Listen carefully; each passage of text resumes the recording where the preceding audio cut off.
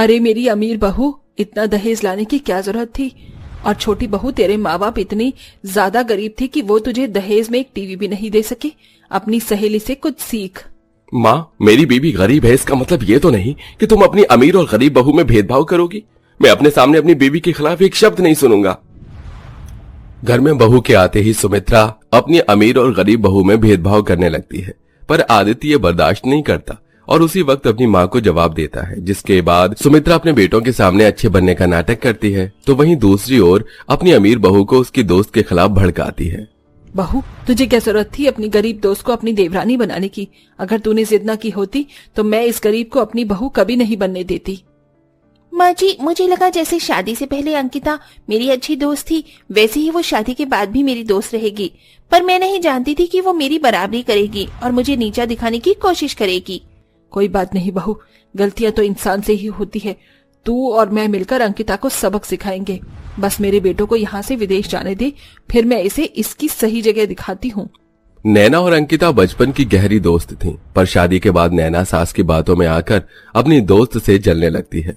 तभी शादी के 2 ही दिन बाद सुमित्रा के दोनों बेटे विदेश चले जाते हैं काम के सिलसिले में, जिसके बाद सुमित्रा नैना के साथ एक दिन अंकिता के कमरे में जाती है।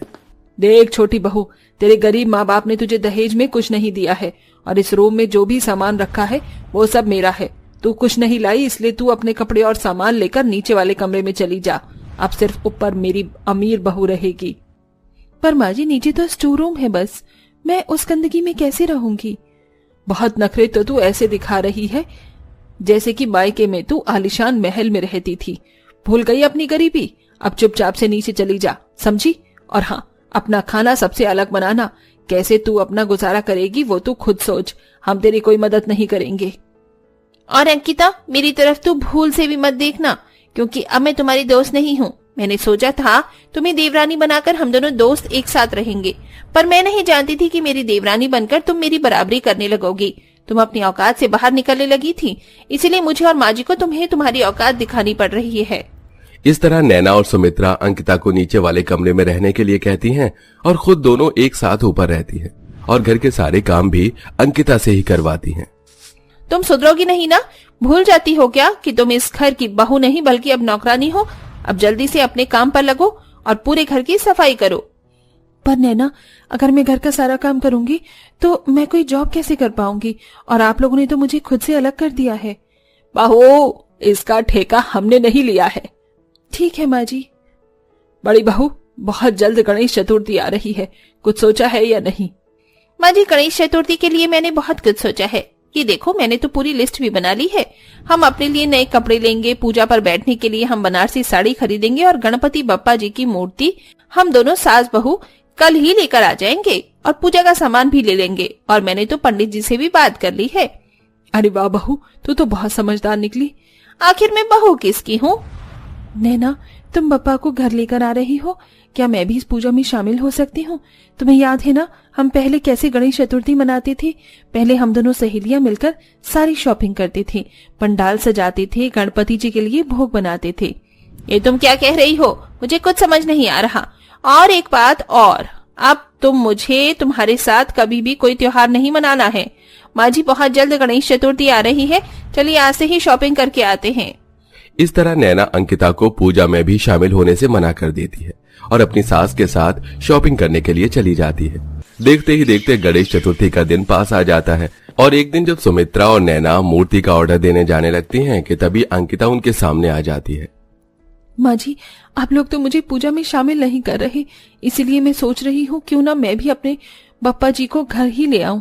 आप लोग मूर्ति का ऑर्डर देने जा रही हैं, क्या मैं भी आपके साथ चलूं? देख रही है नैना बहू, इस गरीब के पास इतने पैसे हो गए हैं कि अब ये भी अलग से गणेश चतुर्थी मनाएगी।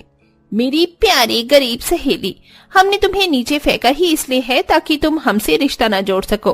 और मैंने कहा था ना, हमसे मदद मत मांगना, हम तुम्हारी मदद नहीं करेंगे। जो करना है जाकर खुद करो। इस तरह नैना अंकिता को खरी खोटी सुनाकर बप्पा की मूर्ति का ऑर्डर देकर आ जाती है। अगले दिन नैना अपनी सास के साथ बप्पा जी को ढोल बाजे के साथ घर लेकर आती है और ऊपर घर में मंदिर में विराजमान करती है और पंडित को बुलाकर बड़ी पूजा रखवाती है। तो वहीं दूसरी ओर अंकिता अपनी गुल्लक तोड़कर उन पैसों को जोड़कर बप्पा जी की छोटी सी मूर्ति लेकर आती है और खुद घर में पूजा करती है। हे गणपति बप्पा, मुझे माफ करना। मैं अपनी अमीर सहेली की तरह ऊपर अलग से मंदिर में आपको विराजमान नहीं कर पाई और न ही भव्य तरीके से आपकी पूजा अर्चना कर पाई और न ही आपको मोदक चढ़ा पाई, पर प्रसाद के रूप में मैं आपको चीनी चढ़ा रही हूँ। हे गणपति बप्पा, हमेशा मुझ पर अपनी दया दृष्टि बनाए रखना। इतना बोलकर अंकिता ऊपर से प्रसाद खाकर नीचे आ रहे लोगों को चीनी देती है। जहां एक तरफ ऊपर सब बड़े ही भव्य तरीके से गणेश जी का आगमन करते हैं, तो वहीं दूसरी ओर नीचे अकेली अंकिता गणेश जी की स्थापना करती है और खुद नौकरी की तलाश में निकल जाती है, जहां उसे एक ऑफिस में सुबह शाम चाय देने का काम मिल जाता है। हे गणपति बप्पा, ये सब आपकी दया दृष्टि है जो मुझे इतना अच्छा काम मिला। अब मैं भी अपने घर का भी काम कर लूंगी और ऑफिस का भी और आपकी पूजा भी। अरे कहाँ मर गई? आज ऊपर घर की सफाई नहीं करेगी क्या? हमारा खाना नहीं बनाएगी? हमें भूख से मारना चाहती है क्या? हाँ, बस आती हूँ नैना। इतना बोलकर अंकिता ऊपर जाने ही लगती है कि तभी सुमित्रा ढेर सारे गंदे कपड़े लेकर नीचे आ जाती है और अंकिता के ऊपर फेंकते हुए उससे बोलती है, ये सब क्या है? घर के चद्दर, बिस्तर, तौलिए, कपड़े सब गंदे हैं। 2 दिन गणेश चतुर्थी है, बप्पा जी का विसर्जन है और तेरा सफाई पर जरा भी ध्यान नहीं है। ऐसा नहीं है माँ जी, आज मेरे ऑफिस की छुट्टी थी तो मैंने सोचा आज सारे काम खत्म कर लूंगी।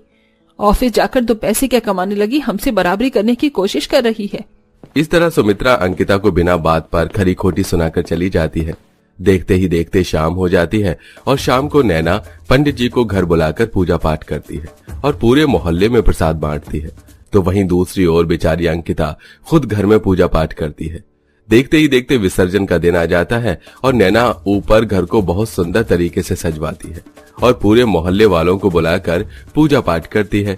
पूजा पाठ जैसे ही खत्म होती है, अंकिता पंडित जी के पास आती है और उनसे कहती है, पंडित जी, ऊपर की पूजा तो हो गई, अब आप आज के दिन नीचे मेरे घर में भी बप्पा जी की पूजा कर दीजिए ताकि मैं भी उनका विसर्जन कर सकूं।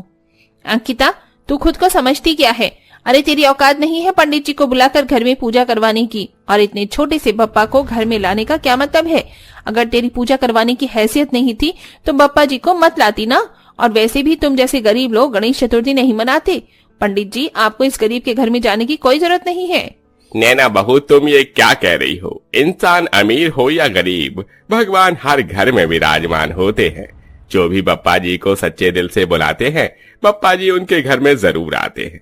और आपने सोच भी कैसे लिया कि मैं पैसों के लिए भगवान की पूजा अर्चना करता हूँ? और आप मुझे मत सिखाइए मुझे कहाँ पूजा करनी चाहिए और कहाँ नहीं।